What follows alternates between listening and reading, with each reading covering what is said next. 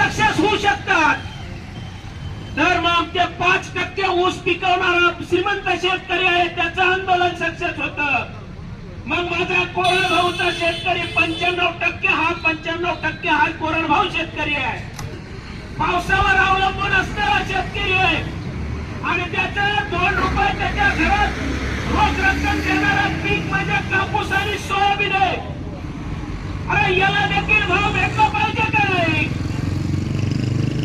जर भाव घ्यायचा असेल तर आपल्याला एकत्रित यावं लागेल. आणि जर एकत्रित यायचं म्हणलं तर आपल्याला सवय लावून गेलेली आहे. यायला गाडी पाहिजे, जायला गाडी पाहिजे, दुपारी खायला कोंबडं पाहिजे. बरोबर आहे का? मग का आपल्या बापाने भाव ठेवलाय का?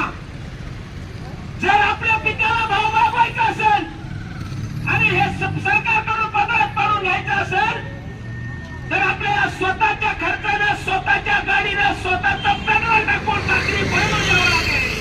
त्यावेळेस हा लढा सक्सेस होणार आहे.